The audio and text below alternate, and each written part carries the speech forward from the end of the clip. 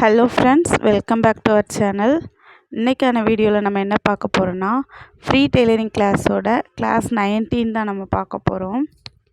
19th கிளாஸில் எப்படி ஒரு குர்த்தி அல்லது சுடிதாரை ஸ்லீவ் அட்டாச் பண்ணுறது, எப்படி அதை ஆல்டர் பண்ணுறது, அதை தான் பார்க்க போகிறோம். இது வரைக்கும் நம்ம சேனலை சப்ஸ்கிரைப் பண்ணாமல் பார்த்துட்ருக்கீங்கன்னா மறக்காமல் சப்ஸ்கிரைப் பண்ணிக்கோங்க. கூடவே பக்கத்தில் இருக்க பெல் ஐக்கானையும் கிளிக் பண்ணிக்கோங்க.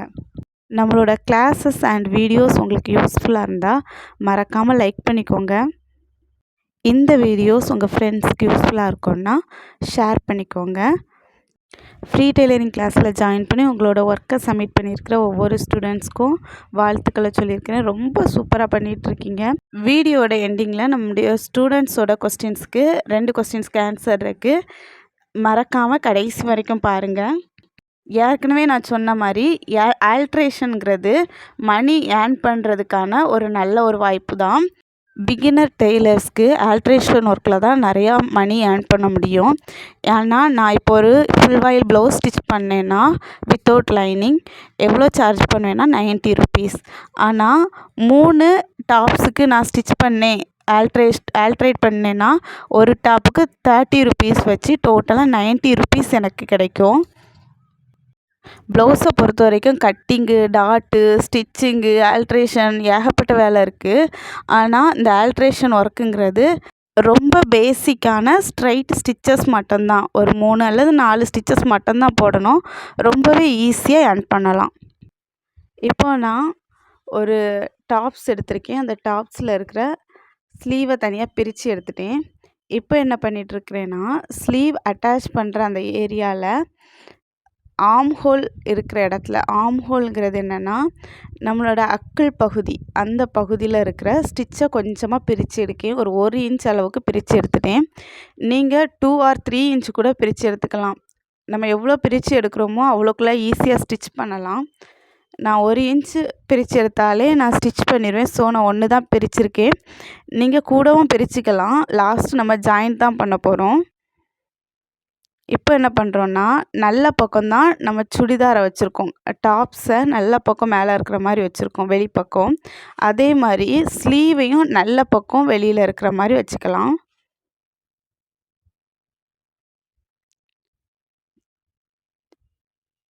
இப்போ ஸ்லீவுக்கு மேலே ஒரு 3/4 இன்ச் அளவுக்கு நம்மளோட டாப்ஸ் இருக்கிற மாதிரி கரெக்டாக அலைன் பண்ணி வச்சு ஹெட் பின் வச்சு செக்யூர் பண்ணுறேன்.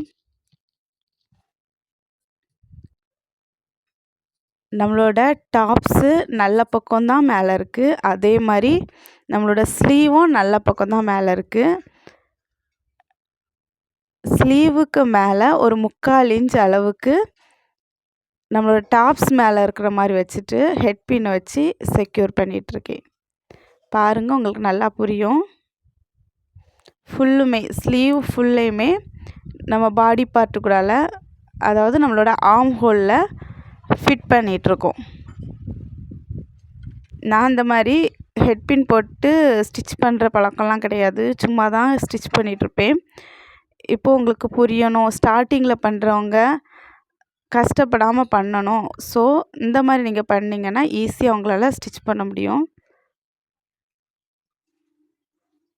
கொஞ்சம் டிஸ்டன்ஸ்க்கு ஒருக்கா ஹெட் பின் போட்டுக்கோங்க.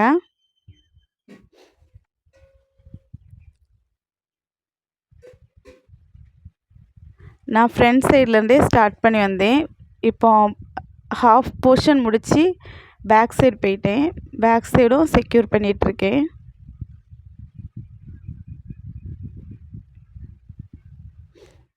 சூப்பராக செக்யூர் பண்ணிட்டேன். இனி ரொம்ப ஈஸி. நான் செக்யூர் பண்ணும்போது நம்மளோட டாப்பில் ஒரு 1/2 இன்ச்சுக்கு உள்ளே தான் நான் செக்யூர் பண்ணிகிட்ருக்கேன். ஏன்னா 1/2 இன்ச் வரைக்கும், ஒரு 1/4 இன்ச் அளவு வரைக்கும் நம்ம ஸ்டிச் பண்ணுவோம். ஸோ இதை 1/2 இன்ச்சுக்கு உள்ளே தள்ளி தான் நான் வச்சுருக்கேன். நம்ம ஸ்டிச் பண்ணும்போது டிஸ்டர்பன்ஸ் இருக்கக்கூடாது. ஸோ உள்ளே தள்ளி தான் பின் வச்சுருக்கேன். இப்போ நான் 2 ஸ்டிச் போடுறேன். 1 ஸ்டிச் போட்டாலே போதும். நிறைய ட்ரெஸ்ஸில் 1 ஸ்டிச் தான் போட்டிருப்பாங்க. நம்ம ஸ்டிச் பண்ணும்போது நல்லா நீட்டாக பண்ணணுங்கிறதுக்காக நான் 2 ஸ்டிச் போட போகிறேன். ஓரத்தில் ஒரு ஸ்டிச் போட்டுட்டு திரும்ப 1/4 இன்ச் உள்ளே தள்ளி, அதாவது டாப் இருக்கிற சைடு, ஸ்லீவ் இருக்கிற சைடில் ஆம் ஹோல் சைடு ஒரு ஒரு ஒரு 1/4 இன்ச்சுக்கு திரும்ப ஒரு ஸ்டிச் போடுவேன். இப்போ நான் ஓரத்தில் ஸ்டிச் பண்ணுறேன் பாருங்கள். அந்த ஹெட் பின் எதுவுமே எனக்கு டிஸ்டர்பன்ஸாக இல்லை. ஏன்னா நான் ஹெட் பின்னை ஒரு 1/4 இன்ச்சுக்கு அப்புறமா ஒரு 1/2 இன்ச் இருக்கிற இடத்துல தான் செக்யூர் பண்ணிகிட்ருந்தேன். பாருங்கள், ஈஸியாக ஏற்கனவே சர்க்கிள் ஷேப்பில் நீங்கள் ப்ராக்டிஸ் பண்ணியிருக்கீங்க. ஸோ இது ரொம்ப ஈஸியாக தான் இருக்கும். இது ஃபுல் சர்க்கிள் இல்லை, அதனால் ரொம்ப ஈஸியாக தான் இருக்கும். குட்டி சர்க்கிள் கூட ஸ்டிச் பண்ணீங்க 4th கிளாஸில், ஈஸியாக உங்களால் ஸ்டிச் பண்ண முடியும். ஓரத்தில் ஸ்டிச் பண்ணுறீங்களான்னு பார்த்துக்கோங்க. அதே மாதிரி கிளாத் என்ன கலரோ சேம் கலரில் யூஸ் பண்ணுங்கள் த்ரெட்டு. பாபின்லேயும் நீடில்லையும் 2லேயுமே சேம் கலர் த்ரெட் யூஸ் பண்ணிக்கோங்க. சூப்பராக ஸ்டிச் பண்ணிட்டேன். இதுவே போதுமானது. நம்ம எக்ஸ்ட்ரா சேஃப்டிக்காக இன்னொரு ஸ்டிச் 1/4 இன்ச் உள்ள தள்ளி கூட ஸ்டிச் பண்ணிக்கலாம். ஹெட் பின்ஸ் எல்லாம் ரிமூவ் பண்ணிடுவோம்.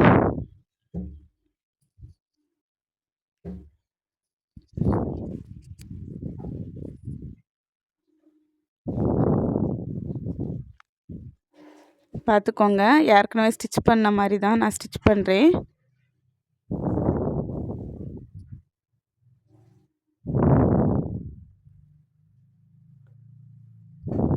ஃபஸ்ட்டு நம்மகிட்ட ஆல்ட்ரேஷனுக்கு ஒருத்தவங்க கொடுக்குறாங்கன்னா ஸ்லீவ் அட்டாச் பண்ண வேண்டியது இருந்தால் ஸ்லீவை அட்டாச் பண்ணிக்கோங்க. இப்போல்லாம் எல்போ ஸ்லீவில் நிறைய குர்த்தி வருது, அதுக்கெல்லாம் ஸ்லீவ் அட்டாச் பண்ண வேண்டாம், அவங்களே அட்டாச் பண்ணியிருப்பாங்க. ஸோ அதில் நீங்கள் ஸ்லீவ் அட்டாச் பண்ணாமல் ஆல்ட்ரேஷன் மட்டும் பண்ணால் போதும். இந்த மாதிரி குட்டி ஸ்லீவாக இருந்துச்சுன்னா நம்ம தான் அட்டாச் பண்ணுற மாதிரி இருக்கும். அதில் நீங்கள் ஸ்லீவை அட்டாச் பண்ணிவிட்டு அதுக்கப்புறமா ஆல்ட்ரேஷனை பண்ணுங்கள். இப்போ நான் எந்த இடத்த எடுத்து வச்சுருக்கேன்னா ஸ்லீவோட அடிப்பக்கம், நம்ம கையில் அடியில் வர்ற அந்த இடம், ஆம் ஹோல் அக்கிள் வர்ற இடம், அந்த இடத்த ஹெட் பின் போட்டு செக்யூர் பண்ணிவிட்டு அதுலேயும் ஸ்டிச் போட்டு எடுத்துடலாம். இந்த ட்ரெஸ்ஸு ஃபுல்லுமே 1/2 இன்ச் சீம் அலவன்ஸில் ஸ்டிச் பண்ணியிருந்தாங்க. ஸோ நான் ஸ்லீவில் அடியில் ஸ்டிச் பண்ணும்போதும் அதே 1/2 இன்ச் அலவன்ஸ்லேயே ஸ்டிச் பண்ணிகிட்ருக்கேன். இப்போ நான் கட் பண்ணி எடுத்துட்டேன். நான் ஏற்கனவே 1 இன்ச்சு பிரிச்சுட்டு தான் ஸ்லீவை ஸ்டிச் பண்ணேன். அந்த ஏரியாவையும் ஸ்டிச் பண்ணி எடுத்துக்கிடுறேன். நீங்கள் 2 இன்ச் 3 இன்ச் பண்ணியிருந்தீங்கன்னா அது ஃபுல்லையுமே ஸ்டிச் பண்ணி எடுத்துருங்க. நான் 2 டைம்ஸ் ஸ்டிச் பண்ணி எடுத்துட்டேன். ஸ்ட்ராங்காக இருக்குது. இப்போ பாருங்கள், நம்மளோட ஸ்லீவ் எவ்வளோ அழகாக நீட்டாக ஃபினிஷ் பண்ணியிருக்கோம் பாருங்கள். ஃப்ரண்ட் அண்ட் பேக்கு நீட்டாக ஜாயிண்ட்டாக இருக்குது. இப்போது இன்னொரு ஸ்லீவையும் ஸ்டிச் பண்ணிடலாம். இந்த ஸ்லீவ் நான் ஹெட் பின் எதுவும் போட போகிறதில்ல, சைடில் பிரித்து எடுக்க போகிறதும் இல்லை. பார்த்துக்கோங்க எப்படி வச்சுருக்கேன்னு. நம்மளுக்கு எந்த இடத்துல அந்த லைன் இருக்கோ அதை விட ஒரு 1/4 இன்ச் உள்ளே தள்ளி வச்சுட்டு ஏற்கனவே 1/2 இன்ச் நம்மளோட ஸ்லீவ் உள்ளே இருக்கிற மாதிரி வச்சுட்டு அதுக்கு மேலே டாப்ஸு துணி இருக்கிற மாதிரி வச்சுட்டு நம்ம ஸ்டிச் பண்ணோம். அதே போல் தான் இதுவும் ஸ்டிச் பண்ணுறேன். 1/2 இன்ச் அளவுக்கு ஸ்லீவ் உள்ளே இருக்குது, அதுக்கு மேலே ஓவர்லேப் ஆகி நம்மளோட டாப்பு கிளாத்தை வச்சு ஸ்டிச் பண்ணிகிட்ருக்கேன். சேம் ப்ரொசீஜர் தான். ஏற்கனவே ஹெட் பின் போட்டு பண்ணேன், சைடில் பிரித்து விட்டுட்டு பண்ணேன். இப்போ நான் 2யுமே பண்ணலை. நீங்கள் இப்படி பண்ண வேண்டாம். நீங்கள் கொஞ்சம் ஸ்டிச் பண்ண ஆரம்பிச்சிட்டிங்க, நல்லா சூப்பராக பண்ண ஆரம்பிச்சிட்டிங்கன்னா அதுக்கப்புறம் நீங்களே இந்த மாதிரி ஈஸியாக பண்ணிக்கலாம். அதுக்கப்புறம் நீங்கள் இந்த மாதிரி பண்ணால் போதும். இப்போ தான் ஃபஸ்ட் டைம் நீங்கள் ஸ்டிச் பண்ணுறீங்கன்னா லைட்டாக பிரித்து விட்டுக்கோங்க, ஹெட் பின் போட்டு செக்யூர் பண்ணிக்கோங்க.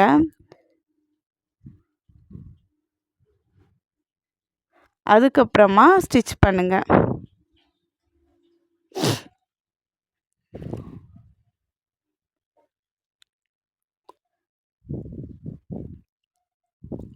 ஒரு ஸ்டிச் முடிச்சிட்டோம், இன்னொரு ஸ்டிச்சும் போட்டு எடுத்துடலாம். 1/4 இன்ச் உள்ள தள்ளி தான் ஃபஸ்ட்டு ஸ்டிச்சை போட்டிருக்கேன். செகண்ட் ஸ்டிச்சு ஓரத்தில் போடுறத போட்டு எடுத்துக்கலாம். என்னோடய வீடியோ கிளிப் மிஸ் ஆகிருந்திருக்கு.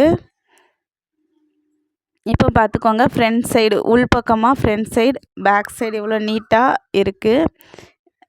நம்ம ரைட் சைடு எப்படி இருக்குன்னு பாருங்கள். ரைட் சைடு நீட்டாக எப்படி ஸ்டிச் பண்ணியிருக்கோன்னு பார்த்துக்கோங்க. பேக் சைடு பார்த்துக்கோங்க, ஃப்ரண்ட் சைடு பார்த்துக்கோங்க. சூப்பராக ஸ்டிச் பண்ணி எடுத்துட்டோம். இப்போ அந்த டாப்ஸை பாடி சைஸ்க்கு ஆல்ட்ரு பண்ண போகிறோம். சிலவங்களுக்கு ஆல்ட்ரு பண்ண வேண்டியது இருக்காது, சிலவங்க ஆல்ட்ரு பண்ணணும்னு சொல்லுவாங்க. அப்போது நீங்கள் அவங்ககிட்ட உங்களுக்கு கரெக்டாக இருக்கிற டாப்ஸ் ஒன்று தாங்கன்னு வாங்கிக்கோங்க. ஸ்லிட் வச்ச டாப் உங்கள்கிட்ட தைக்க கொடுத்தாங்கன்னா ஸ்லிட் வச்ச அளவு கிளாத்தையும் நீங்கள் வாங்கிக்கோங்க. அம்பர்லா கொடுத்தாங்கன்னா அம்பர்லா வாங்கிக்கோங்க. அம்பர்லா ரொம்ப ஈஸி, வர்ற கிளாஸில் நம்ம பார்க்கலாம். இப்போ நான் என்ன பண்ணியிருக்கேன்னா, நம்மளோட சுடிதார் டாப்பை உள்பக்கம் வெளியே இருக்கிற மாதிரி எடுத்து வச்சு அதில் ஃப்ரண்ட் பார்ட்டு முன்னால் இருக்கிற பகுதி உள்ளே இருக்கிற மாதிரி மடித்து போட்டிருக்கேன்.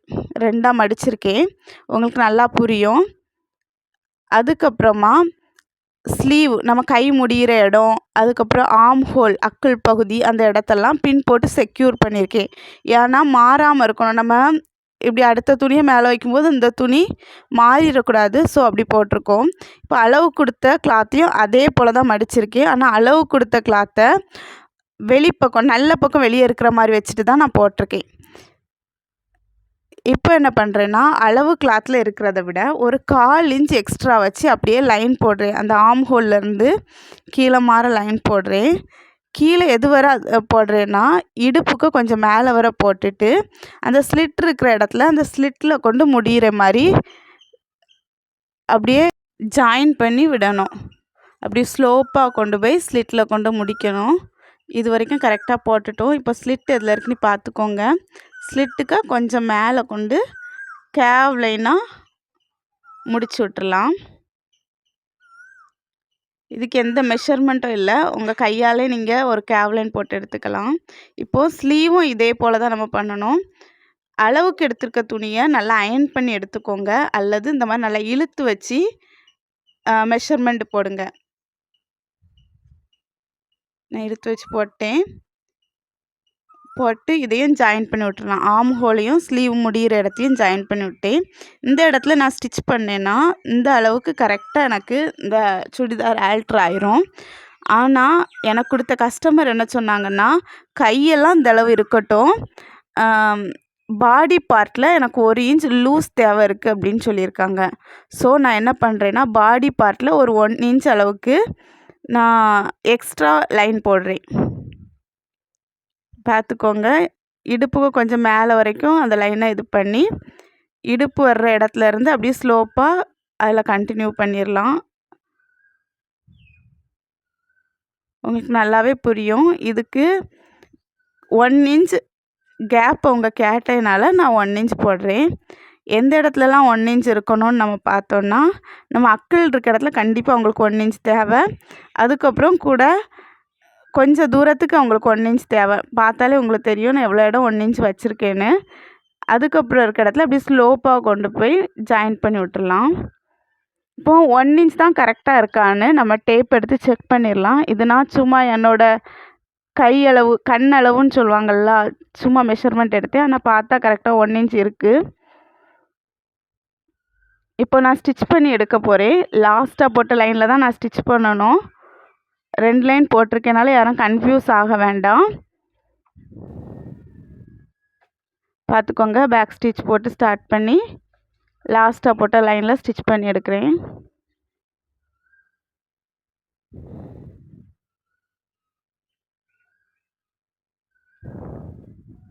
ஸ்லிட்டுக்கு மேலே வரைக்கும் ஸ்டிச் பண்ணி முடிச்சிட்டோம். இப்போது நம்மளுக்கு கன்ஃபியூஸ் ஆகக்கூடாது. ஸோ ஃபஸ்ட்டு போட்ட லைனை நம்ம ரப் பண்ணி விட்டுடலாம், அழிச்சு விட்டுடலாம். நான் இப்போ சாக் பீஸ் வச்சு தான் போட்டிருக்கேன். ஸோ ஈஸியாக ரப் ஆகிட்டு. எல்லோரும் சாக் பீஸ் யூஸ் பண்ணுங்கள், இல்லைனா கிளாத்தில் போடுற டிசி மார்க்கர் யூஸ் பண்ணுங்கள். இப்போது நான் எந்த இடத்துல ஸ்டிச் போட்டேனோ ஸ்டிச் போட்டதுக்கு மேலே சாக் பீஸால் நல்லா லைன் போடுறேன். ஏன்னா இதை நான் ட்ரேஸ் பண்ண போகிறேன். இப்போது ஃபஸ்ட்டு நம்ம எப்படி போட்டிருந்தோமோ அதே போல்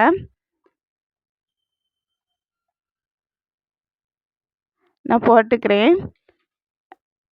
ஆர்ம் ஹோல் 2ம் ஜாயிண்ட் ஆகிற மாதிரி, ஸ்லீவ் 2ம் ஜாயிண்ட் ஆகிற மாதிரி, அந்த ஸ்லிட் 2ம் ஜாயிண்ட் ஆகிற மாதிரி வச்சு நல்லா கையால் ரப் பண்ணி எடுத்துக்கிட்டோன்னா, ஏற்கனவே நம்ம சாக் பீஸில் போட்ட லைன் இன்னொரு சைடு சூப்பராக ட்ரேஸ் விழுந்திருக்கும். அதுக்கு மேலேயே நம்ம ட்ரேஸ் எடுத்துக்கலாம். இப்படி பண்ணிட்டு பண்ணோன்னா 2 சைடுமே ஈக்குவலாக இருக்கும். அதுக்காக தான் நம்ம இந்த மாதிரி பண்ணுறோம்.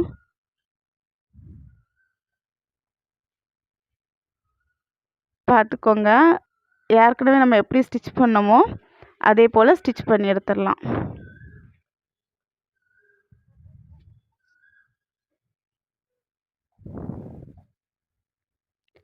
ஆல்ட்ரேஷன் ஒர்க்கு சூப்பராக ஃபினிஷ் பண்ணிட்டோம்.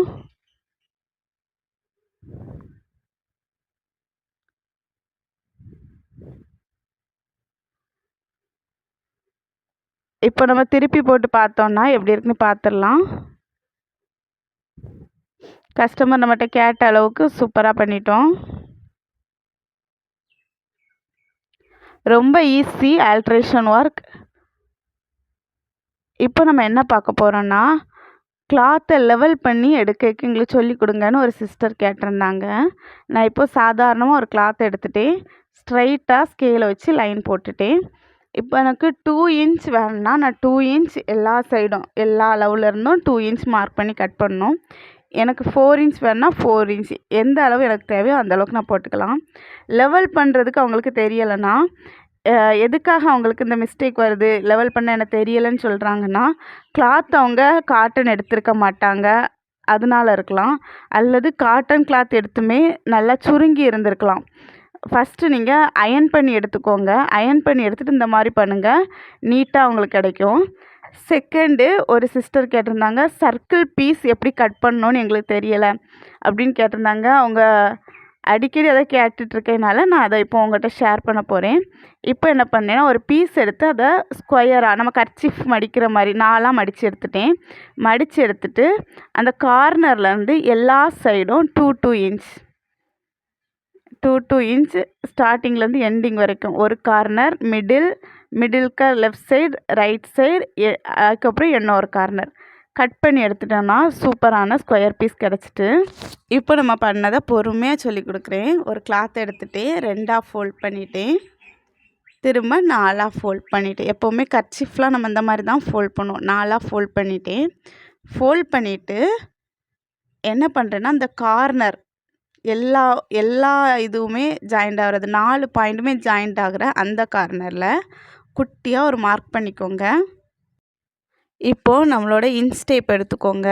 நம்மளுக்கு சர்க்கிள் எவ்வளோ பெருசாக வேணுமோ அதுக்கேற்றால நீங்கள் இன்ச்சஸ் அளந்துக்கோங்க. இப்போது மார்க் பண்ண பாயிண்ட்லேருந்து நான் 3 இன்ச்சஸ் 2.5 இன்ச்சஸ் மார்க் பண்ணுறேன். ஃபஸ்ட்டு அந்த கார்னரில் ஃபஸ்ட்டு அந்த எட்ஜில் பண்ணிவிட்டேன். செகண்டு கொஞ்சம் மூவ் பண்ணி மார்க் பண்ணுறேன். நம்மளோட ஸ்டார்டிங் பாயிண்ட் நம்ம ஃபஸ்ட்டு ஒரு மார்க் பண்ண அந்த மார்க்கிங்கில் தான் இருக்கணும். எண்டிங் பாயிண்ட் எல்லா அளவுலேயுமே 2.5 தான் இருக்கணும். இப்போது இன்னொரு எட்ஜ் வரைக்கும் கரெக்டாக பண்ணிட்டோம். இப்போது எல்லா டாட்ஸையுமே ஜாயின் பண்ணி விட்டுருதேன். ஜாயின் பண்ணி விட்டுட்டு அப்படி கட் பண்ணேன்னா சூப்பரான சர்க்கிள் பீஸ் நம்மளுக்கு கிடச்சிரும்.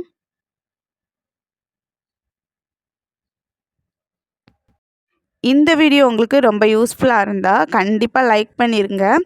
இந்த கிளாஸோட அசைன்மெண்ட் ஒர்க் என்னென்னா, உங்கள்கிட்ட இருக்கிற குர்த்தியில் ஸ்லீவ் ஜாயின் பண்ணிவிட்டு அதை ஆல்ட்ரு பண்ணுங்கள். அல்லது உங்கள்கிட்ட நைட்டி இருந்தால் கூட அதை ஆல்ட்ரு பண்ணுங்கள். ஃபோட்டோ எடுத்து வச்சுக்கோங்க. நம்மளோட அசைன்மெண்ட் குரூப் ஓப்பனாக இருக்கும்போது உங்களோட 6 கிளாஸஸை சேர்த்து பிடிஎஃபாக சென்ட் பண்ணுங்கள். தேங்க்ஸ் ஃபார் வாட்சிங்.